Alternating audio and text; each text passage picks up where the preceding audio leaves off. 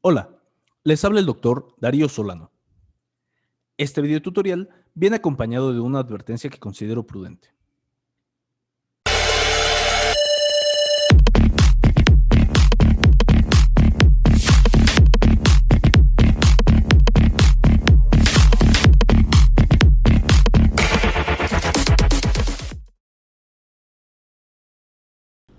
Segmentación de nubes de puntos basada en color y k-means en Python. Cuando era estudiante, tenía un amigo que decía que le gustaba mucho programar en MATLAB porque podías meterle manzanas como entrada y no sabías cómo, ni qué hacía, ni por qué, pero MATLAB te regresaba papayas. Es interesante cuando en vez de manzanas ponemos datos geológicos de composición, orientación, elevación, etcétera, y consideramos cualquier otro lenguaje de programación o incluso software especializado. Por supuesto, la expectativa es que obtengamos modelos y representaciones de la compleja realidad geológica.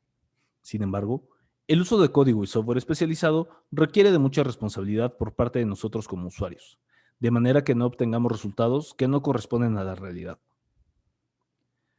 Con la llegada de nuevas técnicas como el machine learning y la inteligencia artificial, el riesgo de obtener resultados que carecen de sentido geológico se puede incrementar. Por lo tanto, siempre debemos de tener en mente las limitaciones de los datos de entrada, de las técnicas y softwares usados y de los resultados. Ahora sí, después de esta advertencia, les platico que vamos a utilizar una nube de puntos y vamos a aplicar un método de clasificación conocido como k-means para segmentar dicha nube. La segmentación usando k-means se basará en los atributos de color de la pared de roca. Es claro que la iluminación y las sombras no son homogéneas. Se puede apreciar que las coladas que componen a la pared tienen texturas, estructuras y coloración diferentes. Además, la vegetación forma parte de la cobertura de la pared. También salta a la vista que algunos planos de discontinuidad tienen una coloración distintiva. Por último, existen elementos que fueron agregados por el hombre. Tengamos en mente, entonces, todas estas consideraciones. El Jupyter Notebook que vamos a utilizar puede ser visualizado en línea o lo pueden descargar para modificarlo en sus computadoras. Los links de descarga del notebook, así como del set de datos del tutorial, los pueden encontrar en la descripción del video. Bien, en la primera parte de nuestro tutorial tenemos la importación de librerías, así como los parámetros para la creación de figuras. Después vamos a utilizar estos dos archivos que creamos en el tutorial de visualización. Con esos dos archivos utilizamos NumPy y creamos estos dos objetos llamados XYZ y RGB. Ambos tienen la misma dimensión. Se trata de más de 260,000 puntos de la nube de puntos original. Si recuerdan, se trataba de más de 14 millones de puntos. El primer renglón, o sea, el primer punto de la nube, tiene estas coordenadas X, Y, Z. Esto solamente lo estamos haciendo para ver que efectivamente podemos leer el objeto. Una vez que ya leímos X, Y, Z y RGB, podemos proceder a visualizarlo en 3 dimensiones. Esta parte la estoy utilizando tal cual del tutorial de visualización de datos. Si se fijan, estamos viendo solamente puntos que varían entre 0 hasta 9 metros. Este es el recorte que habíamos hecho de la nube de puntos original.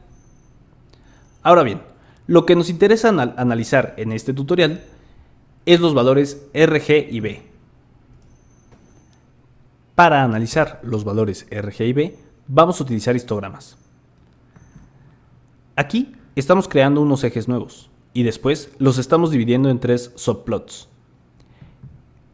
En el primer subplot estamos poniendo el histograma de los valores del canal R, o sea, del color red, rojo. En el segundo estamos poniendo el histograma de los valores del color G, o sea, green o verde. En el tercero, el histograma de los colores blue o azul. Los 3 subplots comparten el mismo eje, por lo tanto comparten la misma etiqueta.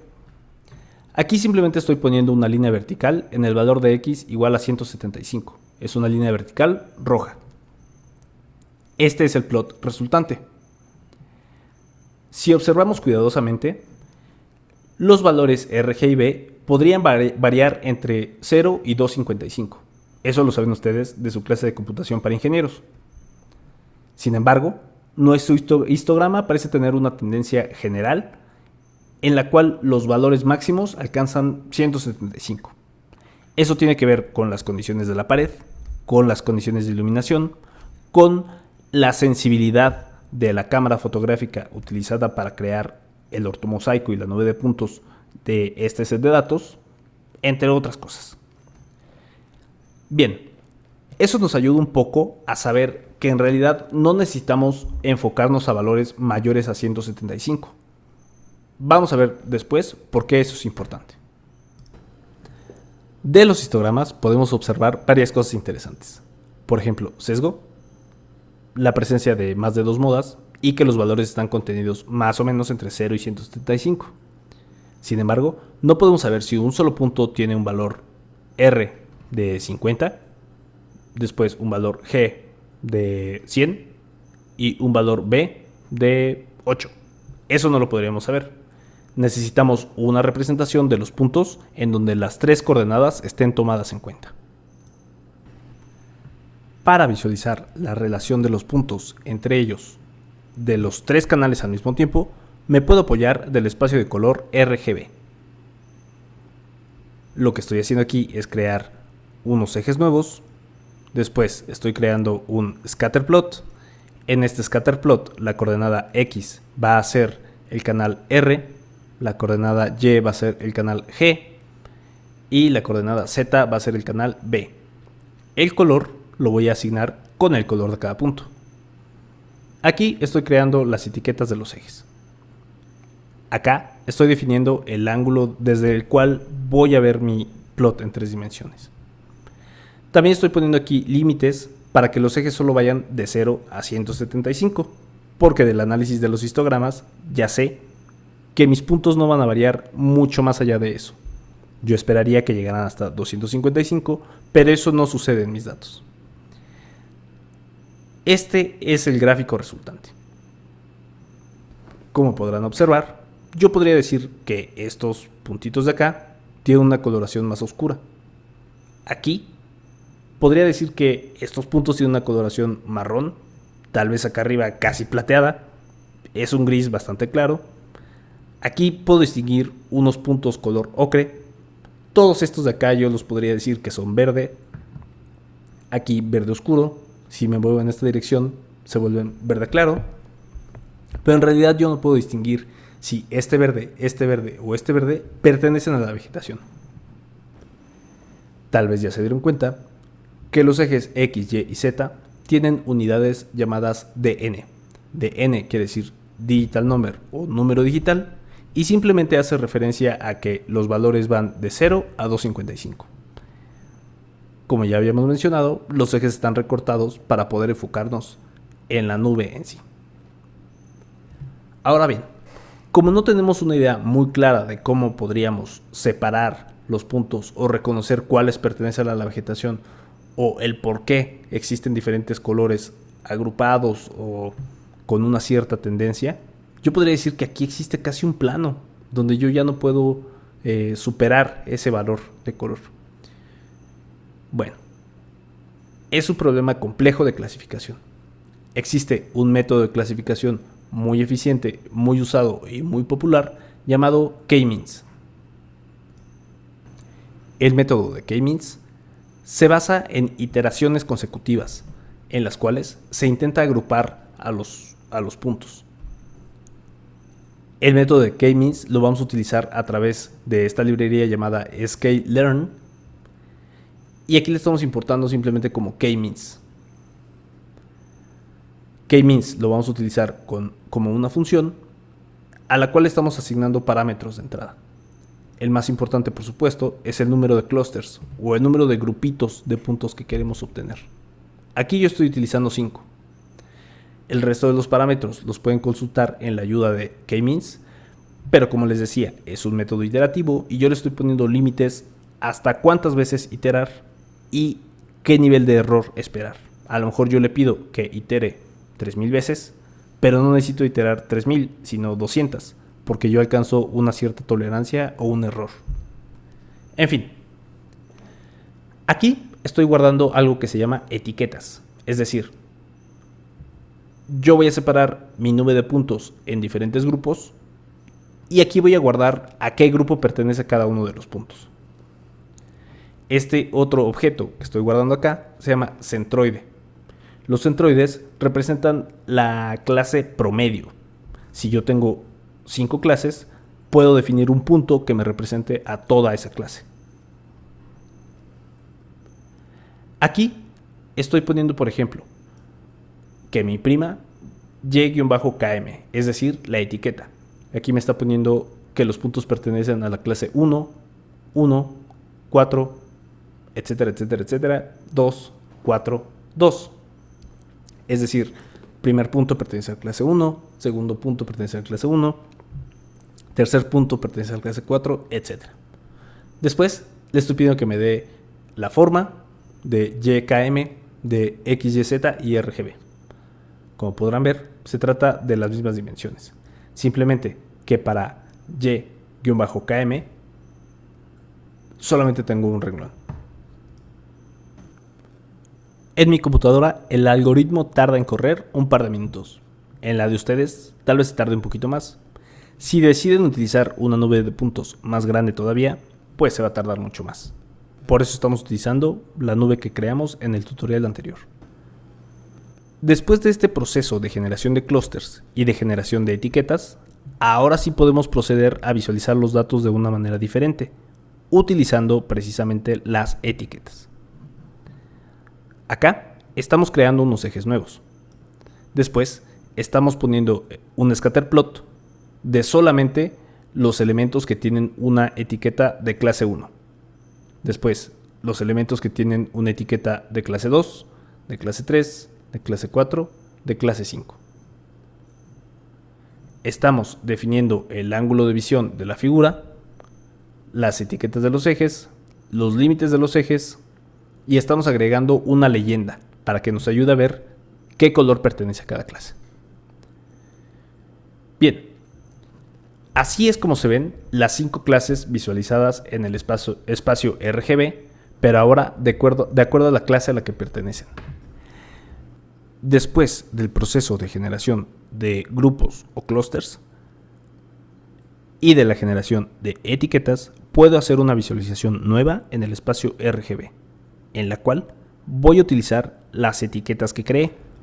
Para dicha visualización estoy creando unos ejes nuevos, estoy creando scatterplots, en el cual este scatterplot va a ser solamente para los elementos que pertenecen a la clase 1, este de acá para los elementos que pertenecen a la clase 2, clase 3, clase 4, clase 5.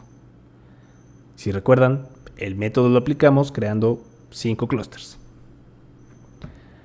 Aquí simplemente estoy asignando el ángulo de visión para el gráfico, las etiquetas, los límites y la leyenda. En esta partecita de acá estoy haciendo un poco de magia simplemente para incrementar el tamaño de los puntos de la leyenda. Bien, así se ve nuestra nube de puntos ya clasificada. Bien, la clasificación en el espacio RGB parece haber agrupado los clústeres en esta dirección. Si se fijan, pareciera que hubiera planos dividiendo cada una de las clases. Por supuesto, yo les había comentado que podríamos representar cada una de las clases con un centroide. Sin embargo, aquí hay demasiados puntos y los centroides simplemente se pierden en el medio de esta nube de puntos. La manera para que podamos visualizar los centroides se las muestro de este lado. Es un plot muchísimo más sencillo en el cual simplemente estoy poniendo para cada clúster el valor R, G y B que le pertenece. Esto claramente en el espacio de color, estos 3 puntitos de aquí representan un solo punto en el espacio tridimensional RGB. Estos 3 puntos de aquí representan un solo punto en el espacio tridimensional RGB. Y como les decía, corresponde al centro de cada una de estas clases. Ahora bien, lo interesante comienza cuando yo regreso este proceso de etiquetado en el espacio RGB al espacio XYZ de la nube de puntos. Eso lo vamos a hacer en esta parte. En este nuevo plot vamos a crear unos nuevos ejes y vamos a hacer varios scatter plots. Cada uno de los scatter plots va a corresponder a las 5 clases que creamos. El truco lo hace esta partecita de aquí, en donde yo le estoy diciendo a mi vector de etiquetas, donde las etiquetas valen 0, sepárame esos datos de XYZ. Luego, con mi vector de etiquetas, donde las etiquetas valen 1, sepárame esos valores de XYZ. Así para las 5 clases. Recuerden que en Python siempre empezamos a contar de 0. Por eso es que aquí va 0, 1, 2, 3 y 4. Esta misma operación lo hicimos en el otro scatterplot. Tal vez no se los mencioné, pero por favor revisen el código. Bien, aquí solamente estamos creando las etiquetas para los ejes. Aquí estamos agregando la leyenda con las clases. Aquí les decía que estaba haciendo un poco de magia para crear simplemente símbolos que sean más visibles. Lo que estoy haciendo aquí es asignar un tamaño diferente para cada uno de estos elementos. Esta figura en particular la estoy guardando. Si ustedes no desean guardarla, pues ya saben, comentan esta parte del código.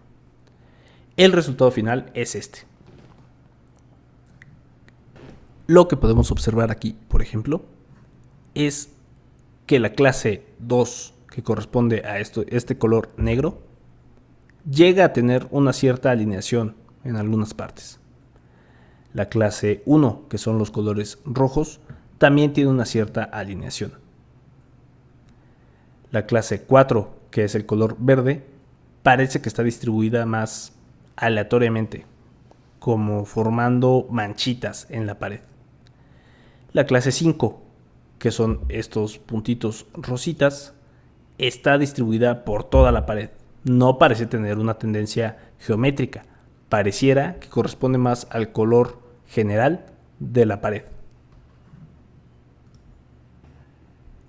La clase de interés en este caso es la clase roja, la que presentaba un cierto alineamiento. Eran muy pocos puntos y estaban orientados con una cierta dirección. Aquí creé este objeto llamado coffee. Coffee igual a 0, o sea, la primera clase. Después, estoy poniendo en este scatter simplemente aquellos puntos con las coordenadas X, Y, Z que corresponden a los valores de etiqueta de Y, K, M igual a coffee, o sea, igual a 0. Eso es lo que estoy haciendo en este nuevo plot. Simplemente esta clase. Después asigno etiquetas, hago el mismo truquito de magia para las leyendas, guardo mi figura y este es el resultado. Como ya sabíamos, la clase roja presentaba una cierta alineación, pero ahora al ver los puntos rojos ya aislados del resto de los datos, podemos ver claramente esa alineación. También podemos ver que existen otros puntos en una dirección casi perpendicular. Estamos en un espacio tridimensional y por supuesto la percepción es un poco engañosa, pero sí vemos que existen familias de tendencias con una cierta dirección. Esto lo vamos a utilizar para el siguiente tutorial, pero por mientras ya la tenemos separada del resto de los puntos. Como nos interesa guardar el resultado de esta clasificación, vamos a hacerlo con NumPy save. Le vamos a asignar este nombre de acá y vamos a elegir los elementos de X, Y, Z que cumplen con la condición de etiqueta igual a coffee, o sea, igual a 0. Y vamos a agarrar todos los elementos de la nube de puntos que cumplen con esa etiqueta. Ahora bien, como parte del algoritmo de K-means, existe una prueba para verificar cuál es el número adecuado de clases a utilizar. En este caso, yo les dije directamente que utilizáramos 5. Sin embargo, cuando estaba realizando este tutorial, hice la prueba con 2, 3, 4, 5, 6, hasta 12 clases. ¿Cómo supe que 5 era el número adecuado de clases? Bueno, pues con esta prueba que se llama prueba de codo o prueba de distorsión. Les dejo aquí el código, les dejo las referencias en el notebook para que puedan verificar cómo es que funciona, pero simplemente les voy a decir que se utiliza este parámetro llamado distorsión y se busca el lugar en donde la inflexión hace el cambio de pendiente más drástico de la curva. En este caso, 4 podría ser un número adecuado de clases, sin embargo yo elegí 5 para poder estar en el lado seguro de la clasificación. A veces, si yo decido utilizar, por ejemplo, 8 clases, no quiere decir que voy a mejorar la clasificación, sino simplemente quiere decir que puedo partir uno de los clusters o uno de los grupos que yo había determinado en 2 subclusters. A veces eso me interesa, a veces no, depende. ¿Cuál es el número de clases que siempre voy a utilizar? No se sabe, depende del proyecto que están haciendo, depende de las características de la pared que van a clasificar. Por ejemplo, a lo mejor se trata de un set de datos totalmente diferente que ni siquiera corresponde a una pared. Depende. Por eso les decía que este tipo de técnicas requieren de mucha responsabilidad para poder utilizarlas. Si les gustó y les interesa seguir aprendiendo de esto, les recomiendo que se echen un clavado a las referencias, que aprendan un poquito más y que lo apliquen en varios sets de datos que les resulten de interés.